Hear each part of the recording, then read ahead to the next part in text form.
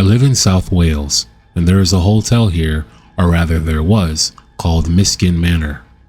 It was a 4-star spa hotel I once stayed in for a conference with work, and in the morning I found out that it was allegedly haunted. Local stories spoke of a gray lady in the bar where there used to be a staircase and some child-sized ghost there. Having had no such encounter, I looked into the place more a while later to confirm some legends, and even saw some videos on YouTube of ghost hunters. For a while, they had organized groups. Around 2022, it came to my attention that the owners were struggling, and it was in partial administration. For big hotels, this tends to trigger a fire sale on rooms, so I thought I would try to book one of their bigger suites as a treat. And I saw that I could get the primary bridal suite, the biggest and best room, on Halloween night, so my wife and I couldn't resist. Here on, there are 3 experiences that we had after learning that the only people in the building that night was a group of ghost hunters at the other end of the mansion, and my wife and I, not even any staff. Late in the evening, we were watching some TV show, and I noticed the light come on under the door to the shared hall. The lights are motion activated, and surely enough, I saw a shadow walk past. The thing is, there were no rooms that way down the hall, just an alarmed fire exit. So I stared at the light under the door waiting for someone to walk back, but no one did. As the light eventually went off, I jumped up and opened the door. The lights came back on, and no one was there. When we went to bed, I decided to put a chair and suitcase in front of the 2 glass doors between the bedroom and the next room in the suite, because it's in the country and pitch dark when the light is out, so I didn't want to walk into the door in the night if I needed to head to the bathroom. With that done, we went to bed and chatted for a while before we started to hear and feel tapping and scratches on the 4-poster bed. Convinced that the other person was having fun, we both raised hands and feet above the covers, and it stopped for about 10 seconds. Then the noise started again and the bed shook. I got out and used the flashlight of my phone to look under the bed, and there was nothing there. No signs of rodents at all, and it was immaculately clean. It took us ages to find sleep after that, but eventually she and I managed. Of course, I had to go to the bathroom in the early hours and sure enough banged into the glass doors. I turned on the light and the suitcase and chair were both still in the same spot, but the doors were closed. Guess you could say it was an interesting night.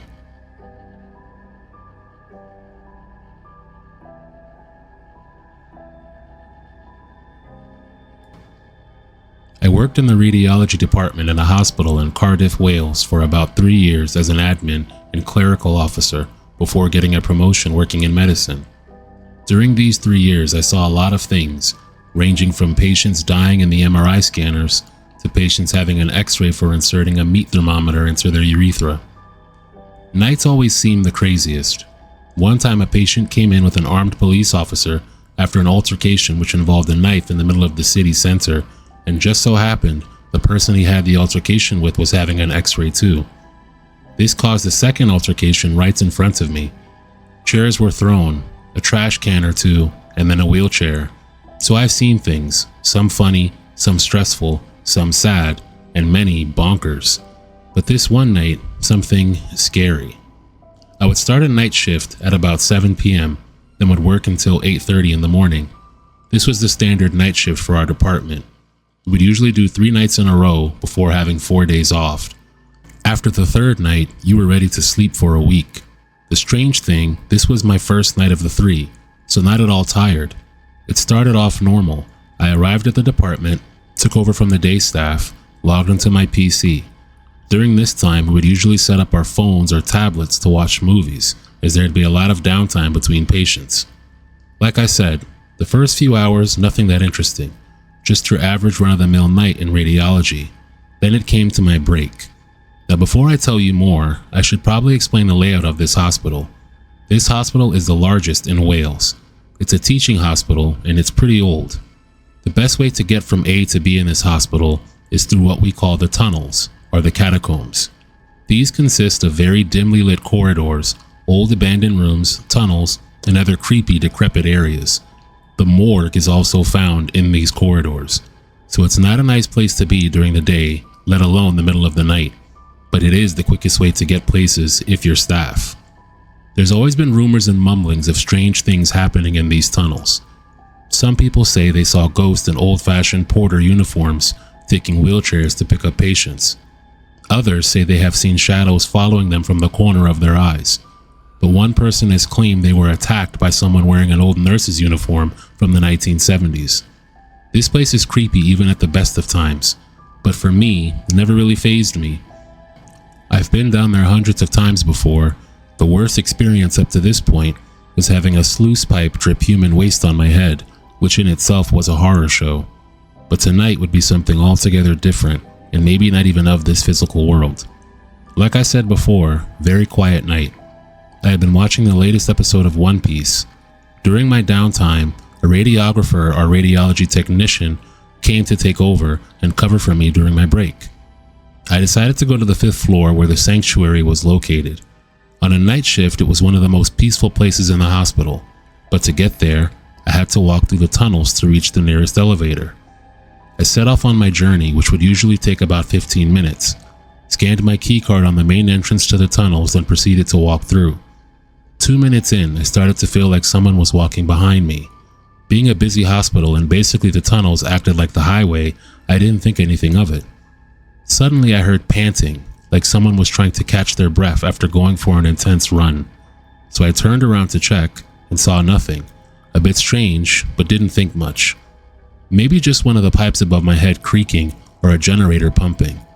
So I carried on walking, but I kept feeling like someone or something was watching me and walking behind me.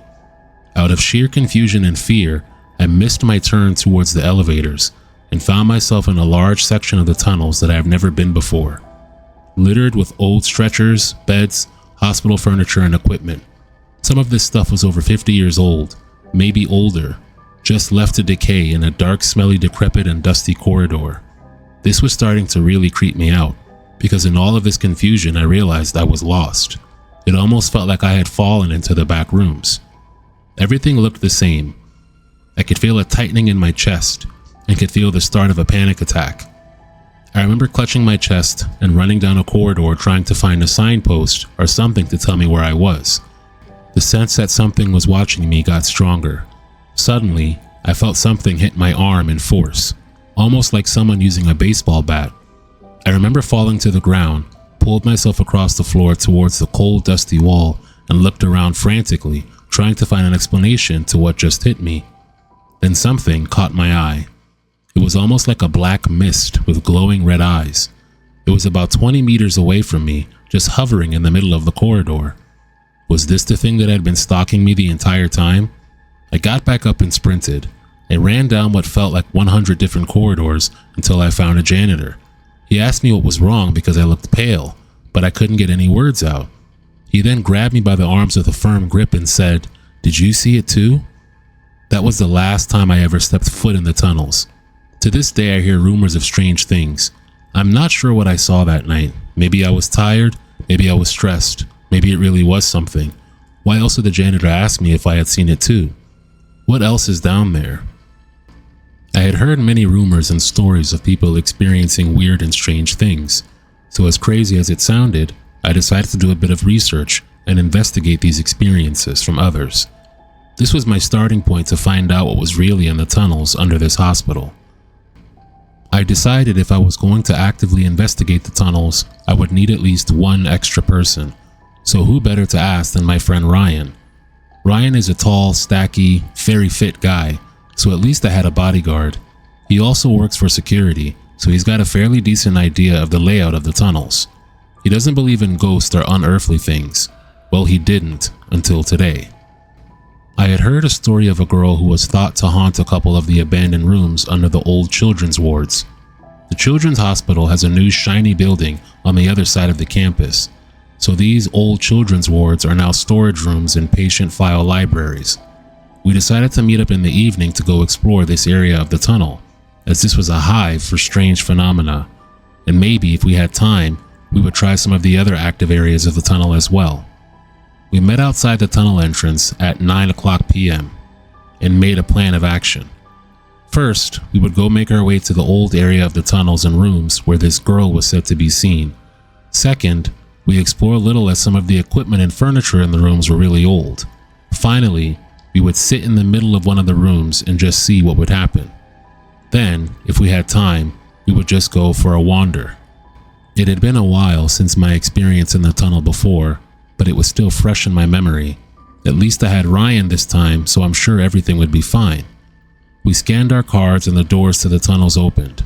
I won't lie, I was very much on edge. We started to walk into the tunnels and made our way through the first few sections. Then suddenly we realized we were in the old area of the building. It then hit me like a ton of bricks, the reality of what I was doing. Am I crazy? We got closer and closer to the section of tunnel we were planning on going. The tunnels were dark and poorly lit. Ryan had to pull out his flashlight. He shone his flashlight on the wall and you could see old paintings of animals, clowns, a circus, and old painted faces that the children who attended the hospital painted and stuck on the walls. Perfect setting for a horror movie. If I'm being honest, it was creepy, but I kind of expected things like this, so we carried on.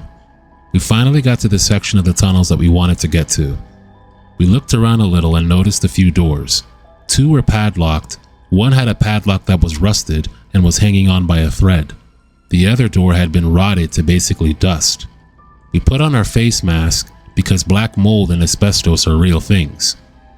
We proceeded to enter the rotten doorway. Ryan swung his flashlight around, but there wasn't much to see in there.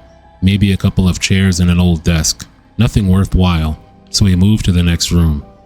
I pulled the rusted padlock which disintegrated in my hands, then pushed the door open. The smell that hit us from the room was disgusting. There was a moldy, sticky liquid covering the whole of the floor. We noticed old gallon jerry cans of iodine and other chemicals that had spilled all over. The countless carcasses of dead mice and rats that littered the floor was crazy. We decided to skip this room and try one of the more secure doors. This is where things got creepy. Ryan decided he would ram one of the old doors with his shoulder, thinking it would dislodge the old hinges and make the door swing open. It didn't. Instead, we heard what sounded like a tapping coming from the other side of the door. Ryan knocked on the door, thinking it was just a dripping pipe on the other side, or maybe it was a rat or something nibbling at the door panel. He did it in the typical dun dun dun dun dun dun dun. The tapping instantly stopped. We waited a couple of seconds, but as Ryan went to knock a second time, the exact beat knocked back at us. Dun dun dun dun dun dun dun. I froze and turned and locked eyes with Ryan. The utter shock on his face told me he had probably made a massive mistake. Suddenly, before we even had a chance to run, Ryan passed out and fell into my arms. I wanted to run and leave him there, but he's my friend, and I know he wouldn't do that to me, so I started to drag him away from the door. The knocking stopped, and there was complete silence. A couple of seconds after, Ryan started to wake up. Then suddenly he shot up and screamed, "Manon!" I jumped a mile and said, "What are you talking about?" He said back to me, "Manon, it's Manon." I looked at him and saw he was staring into the darkness at the end of the tunnel. I realized Manon was the girl who was supposed to have haunted that area. Maybe she was the one knocking the door back at us. I told Ryan we should probably find our way out. We both stood up and slowly shuffled away from the door. As we turned to face the way we came, the door knocked again, and the handle started to turn. At that point, I tapped out and started running to the exit. Ryan was running beside me. We decided to go the longer way, as the shortcut had more dark areas, and at least the longer way was fairly well lit. But as we got to the cross junction, Ryan turned back and screamed. I had never heard him scream before. He turned me around, and there in the middle of the corridor was a floating black mist with glowing red eyes. The exact same thing I saw before. The face contorted and almost had a childlikeness to it. It screamed and wailed at us, then just vanished. We couldn't get out of the tunnel quick enough. We managed to get to the exit, and we just fell to the floor and looked at each other. We both agreed not to tell anyone we work with about this, but decided to get help from the hospital chaplains. But that thing must have been Manon. To this day, I have never revisited the older blocked off sections of the tunnels, and I certainly never will.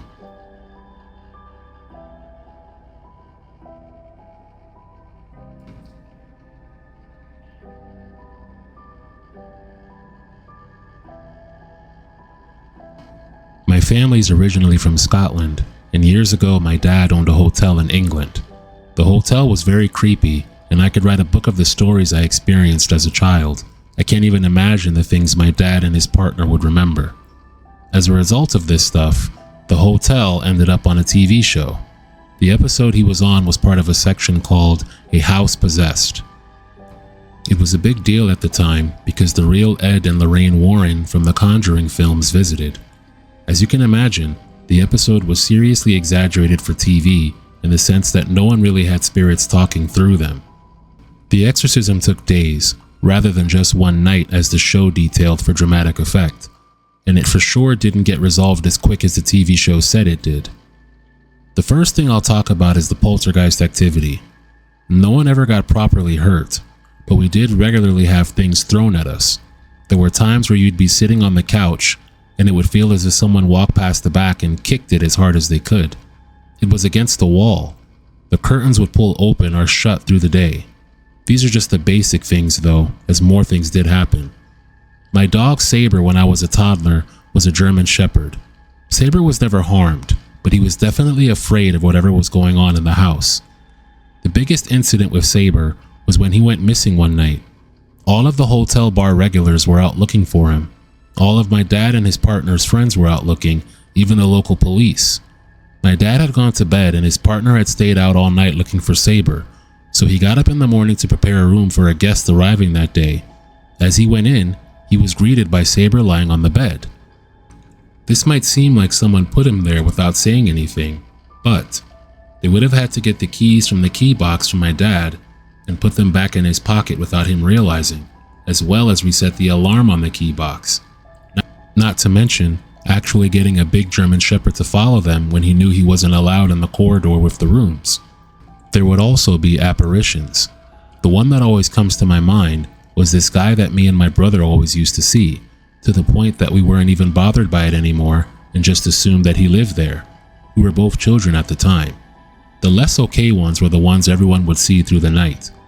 There were stupid things, like people going to order a drink or trying to get a room, and when you turn around, they wouldn't be there anymore. Also, there would be the ones who would always appear in the corridor for the hotel rooms that made one of the cleaners quit her job because apparently it just kept staring at her one day. This one actually comes up in the TV episode, but it's a bit more dramatized than what actually happened. You'd be sitting or laying beside someone, and it would be as if they would just disappear until you properly looked at them. At night, they wouldn't always reappear straight away. It would take a few seconds. There would sometimes be a dark mist at night that would block your vision completely. This story is one that only me and my dad remember. There was a bowling green in the garden behind the hotel bar, and on this particular day, it wasn't open for use, and I asked my dad why people were out there playing if it was closed. By the time he looked out there was nothing. Later on, he was checking the bowling green, and there were obvious footprints and bowls prints in the grass, as if a few people had been playing as recently as 10 minutes before. All access to the green was locked off. I think this one sticks with me the most, because it's a vivid memory of me actually seeing multiple at one time. I used to go into the bathroom and my dad would hear me talking to someone. When I'd come out, he would ask me who I was talking to, and every time he asked without fail, I'd say, "The bathroom man." And my brother had similar encounters. Whenever we were asked what the bathroom man was doing, we would always say, "Looking at the corner." My older sister's main issue was around the staircases. That was abnormal because we all had the same issues there.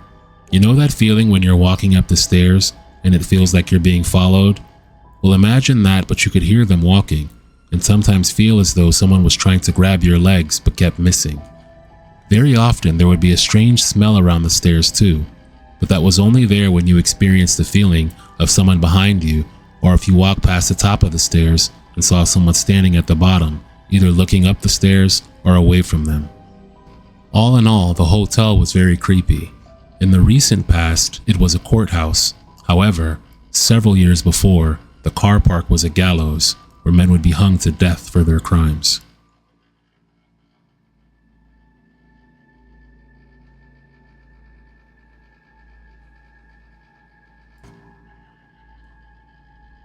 My family is from Ireland, and my grandfather used to tell me this story of his teenage years growing up there. so I'll retell it from his perspective. I was about 17 years old living at my mom's house. I was just finishing secondary school for my trade in painting. Me and a few friends from school decided to go out and celebrate our upcoming graduation with drinks. I asked, haven't we been celebrating graduation all year? And got a laugh from everybody. We went out to the pub and did what we did every night.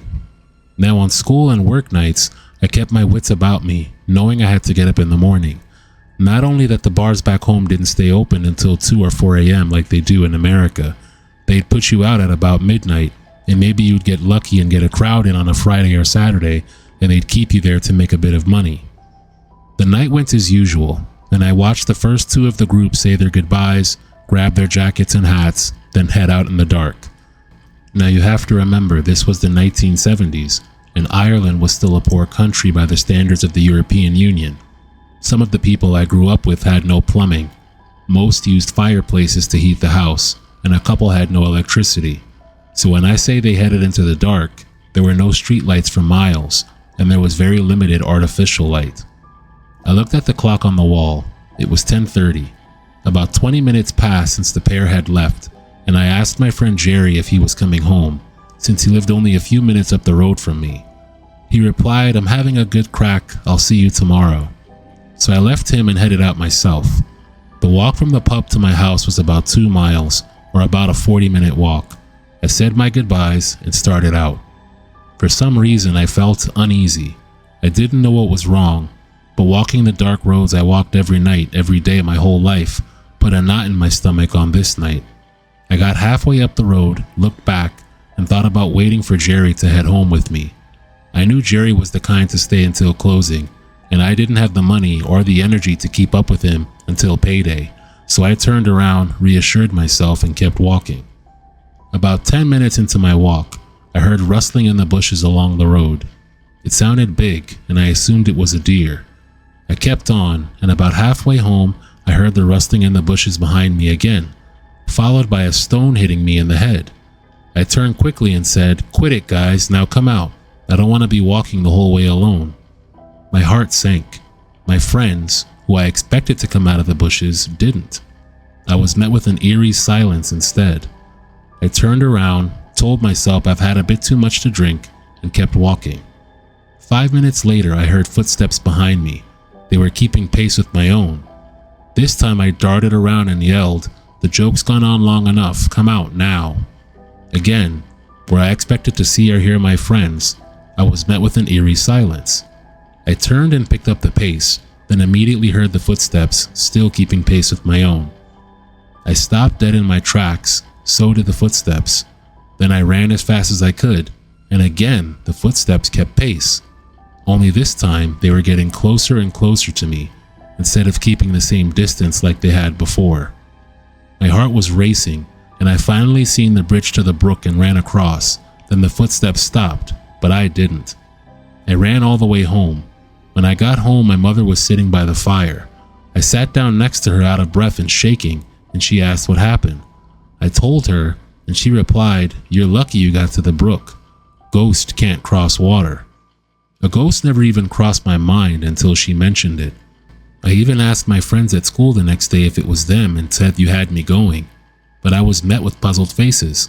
Later, I found out the last 3 of the group didn't leave until closing, almost an hour after I started out home. It may have not been a ghost, but what's more scary is truly not knowing what it was at all.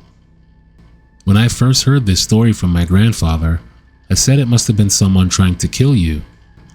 Clearly, he's thought about this incident several times, and he replied, "Why would they stop at the brook and not kill me? The water was not very deep, and I took that same way home every night. Even if he wasn't ready to kill me that night, he had 365 opportunities a year in the same spot every night.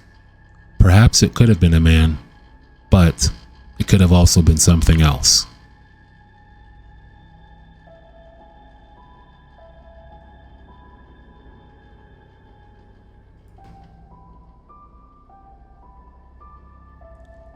I've grown up seeing a lot of unexplained things, but this occurrence is something I don't think I'll ever be able to explain.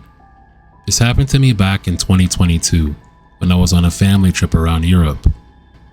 We had just gotten to our hotel, called the Royal Highland in Inverness, Scotland. It was a beautiful old Victorian hotel built in 1856. The whole trip my sister and I had separate rooms from my parents and brother, which was nice because my brother is fairly loud. But as soon as we got to our room, I immediately felt off.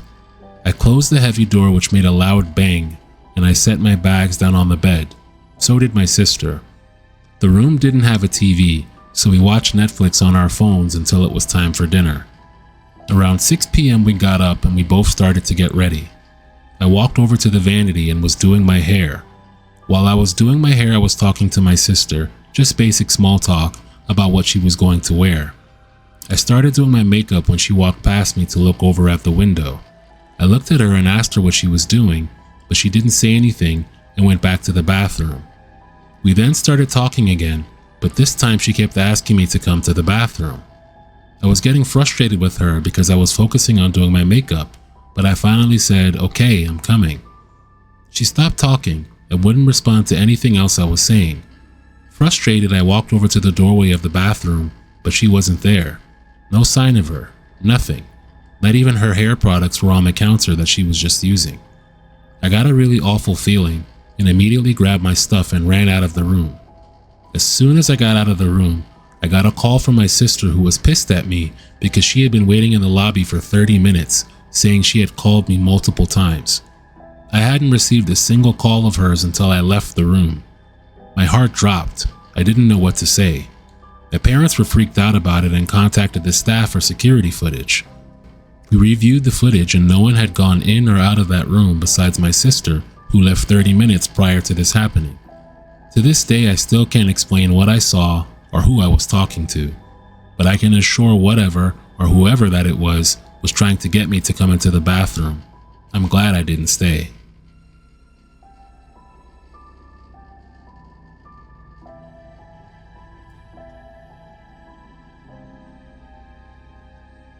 My wife and I moved into a newly built house in a housing estate in the west of Ireland 5 years ago.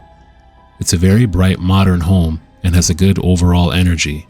However, very early on I got a creeped out feeling when putting things in the closet in the attic. The attic is fully converted into a bedroom with a full bathroom, proper stairs, window. It's not dark and pretty spacious.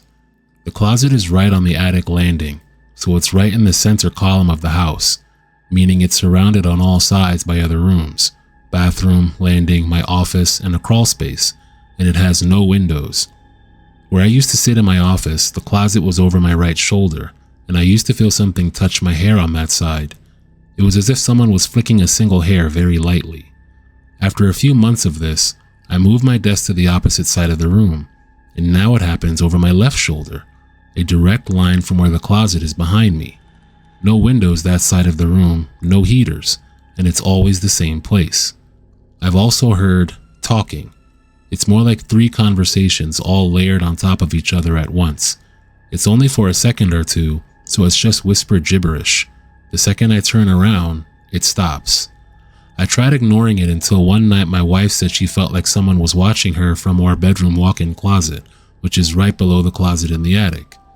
Again, it's fully surrounded by other rooms with no windows. She said she can't fall asleep with her back to it either.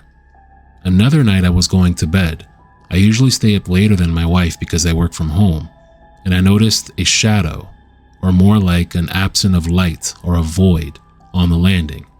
I actually walked past it, and when I turned around to take another look, it stood up and swooped towards me and went over me.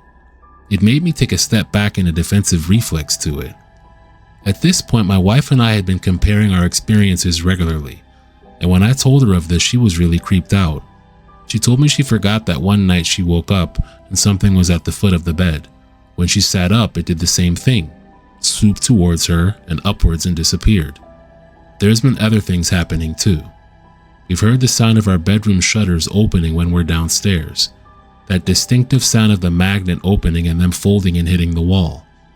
I go to investigate and they're closed, nothing out of place. Also, our shirts get 3 tiny holes in the same place that we can't explain. It started out just my wife's shirts would have 3 perfect holes in a triangle to the left of center, near the bottom. Not pierced holes, just perfect tiny circles in a triangle, always the exact same pattern and shape. I thought it was something she was catching on at her work, or her car seatbelt, or the washing machine. But then after 6 months, it started happening on my shirts and t-shirts. We've switched cars multiple times. We obviously don't wear the same belt. I've checked the kitchen counter for something that we might catch on when doing food prep or washing up, but nothing. No idea what is causing it. Also, my wife sometimes gets unexplained bruises on her legs and arms. Not just in the morning. She'll notice a huge bruise form while we're sitting watching TV that wasn't there an hour before. Anyways, a few nights ago I saw it again. Just a ball in the corner, but only visible when I didn't look directly at it. It's hard to explain. It used to be concentrated in the center column of the house, but now it's on my side of the room, which has never happened before. We're reluctant to do anything to get rid of it in case it gets worse. We're not even sure if we should, as it's not an evil feeling, but weird. This void figure is unexplainable, and it's starting to show up more often.